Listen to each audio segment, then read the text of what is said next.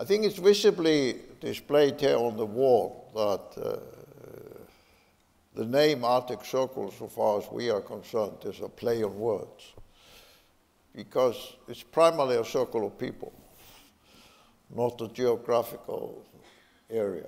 That's the symbol of how we present the organization.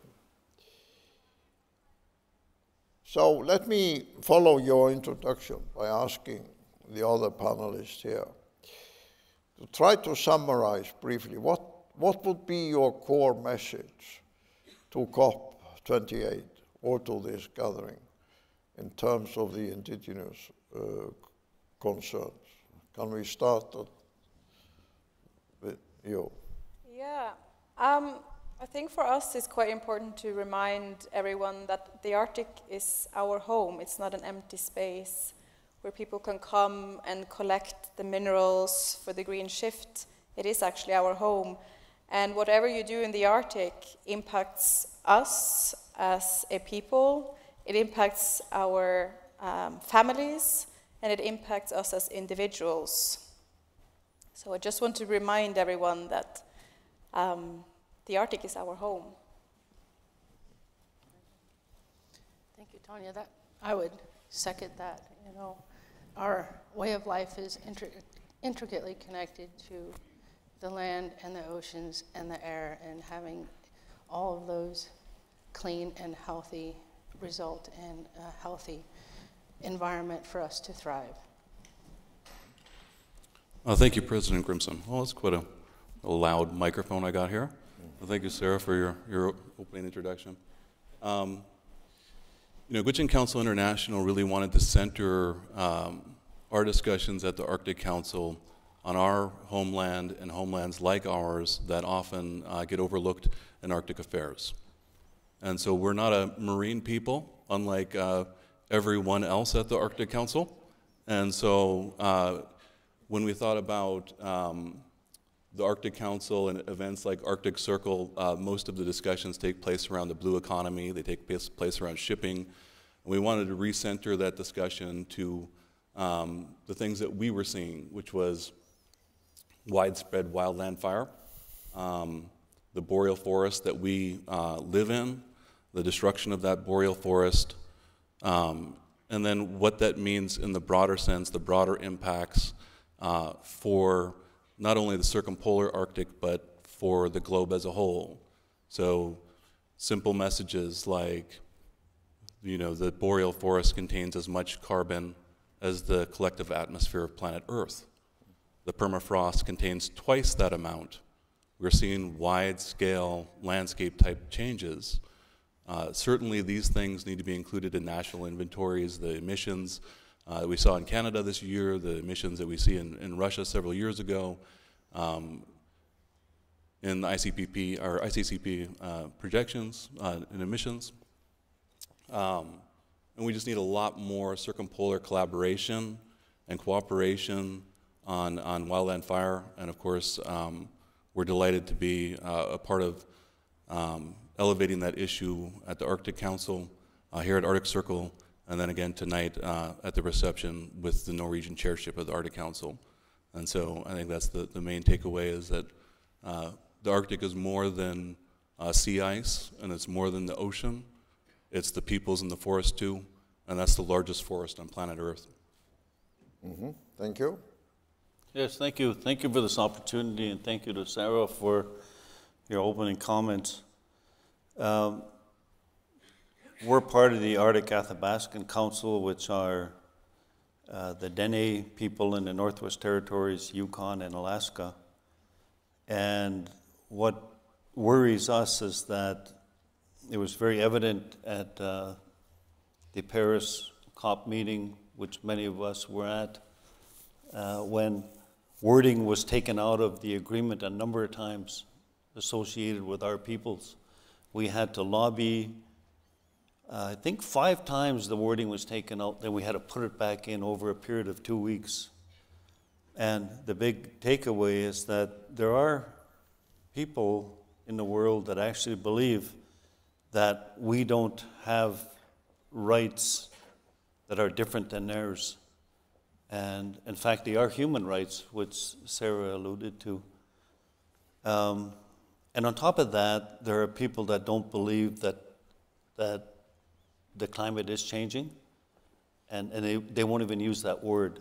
So we have a lot of work to do, and we're glad that there's opportunities like this where we could talk amongst ourselves and share and look forward to a reality where our children and our grandchildren can have a safe future, because right now they're not confident in what's ahead. And, you know, I might add, and I hope people don't take this the wrong way, but we have to say the things that need to be said. We're Caribou people where I come from. And in Norway, the Sami people are reindeer people. And they won a court case 2 years ago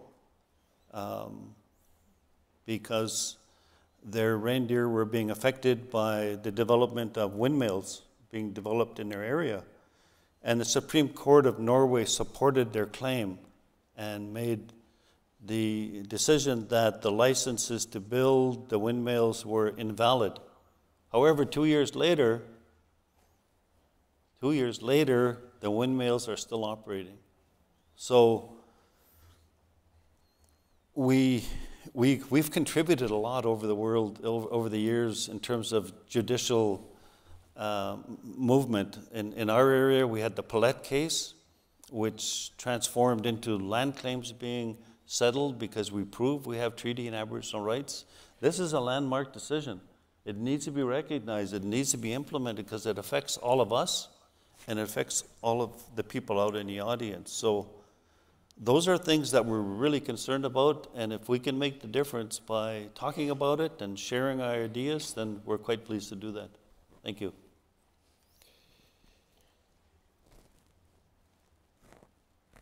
So you really have the feeling that you are not being listened to.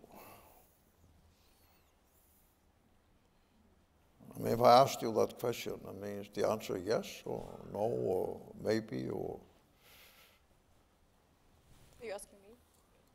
Yeah. Well, for us, Yeah. currently, yes, we feel like when we, for instance, the court case that was brought up here, we have our youth are choosing education based on what their family needs, not what they themselves want.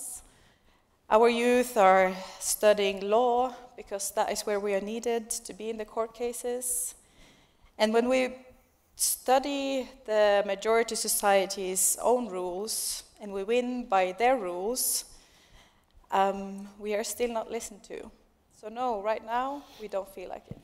No, but that's why I think, as we heard the upcoming president of COP28 say in his speech here earlier today, that it is one of the pillars of the UAE approach to the presidency of COP28, to give the indigenous communities, not just in the Arctic, but in Africa, Asia, Latin America, elsewhere, a constructive role in seeking solutions.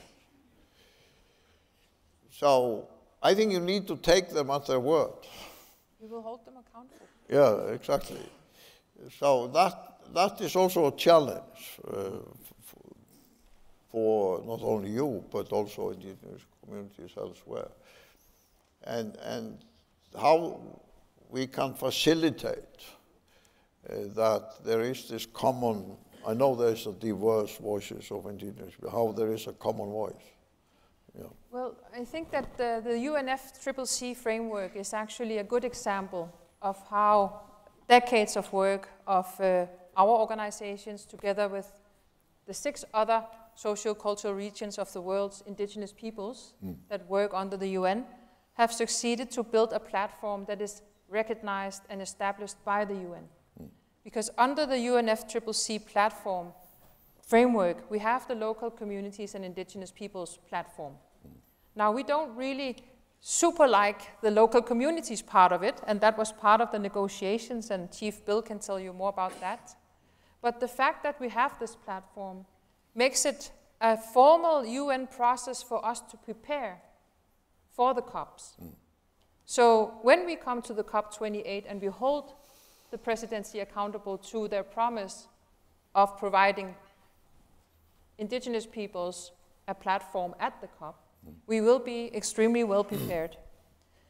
And that is also what we mentioned about the Arctic Regional Gathering taking place a few weeks ago in Norway, in Sápmi. Like the Arctic Regional Gathering, there has been gatherings of all of the other regions as well. And we meet a week before the COP actually starts in the facilitative working group of the indigenous peoples. And here we then gather with all other indigenous peoples of the world to bring our message as clear as possible to the negotiations.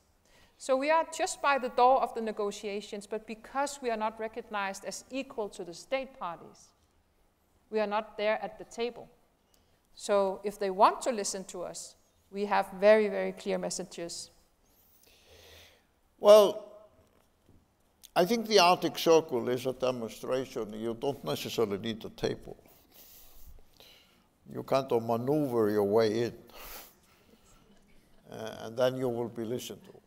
And you can create alliances and cooperation. And I think the fact that how Dr. Sutherland-Joubert spoke here, and also the message that Mariam delivered here from the States, is a genuine message from the first generation in the desert in the UAE, which was not brought up in the Bedouin tents. And when you start working with them, you realize that the tradition of the desert, the tradition of the Bedouin tent, is still very much alive. From that point of view, they are indigenous. We don't look at them that way, but they are. The more you start working with them, they are. Mm-hmm. And in fact, the real citizens of Abu Dhabi, they are fewer than us in Iceland. They are fewer than us in Iceland. So I think this is the first time in the history of COP that the leadership of COP is the hand of a country which basically is run by indigenous people, although we don't officially classify those who have came out from the desert and the Bedouin tent. Sheikh Zayed was the founder of the United Arab Emirates 50 years ago or so, was mentioned here on the stage before. He had to bring people from the desert in order to start working to cultivate the sand. And the success that they have achieved, I think, is a message that there are no boundaries in a way.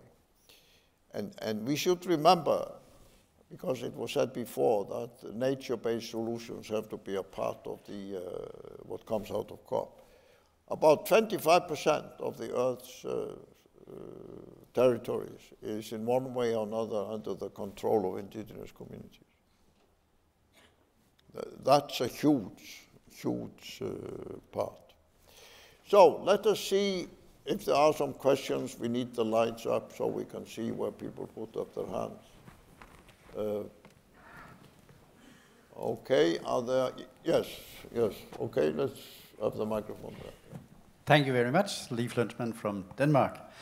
Sarah, I noticed with satisfaction that you emphasized the need for people-to-people cross-border cooperation. In that connection, I would like to hear about how you are doing progress within the ICC and within the permanent participants of the Arctic Council when it comes to the cooperation with the Russian Association of Indigenous Peoples of the North. Are you suffering from the full-scale sanctions? Well, as I said in my remarks, the Arctic Council is intact. This also means that we have had meetings, including the Russian Indigenous Peoples Association. Recently in Norway, we met formally with the senior Arctic officials chair, the Norwegian chair, and all of the 6 indigenous peoples organizations were there. So this is a testament to the Arctic Council functioning still, and the indigenous peoples being there, doing the work. Okay, is there one more question here from the from the audience? Well, you already had a question before, so let's see. Yes, there's one there. Yes. I'm so sorry, I had a question too, I apologize. Rocky Whites, I'm from the Fletcher School of Law and Diplomacy. I direct the Maritime Studies program.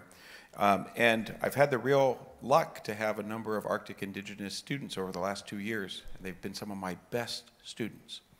And my question is, how can those of us in universities around the world help you? Because we want to help, but we need to listen to you to know what to do.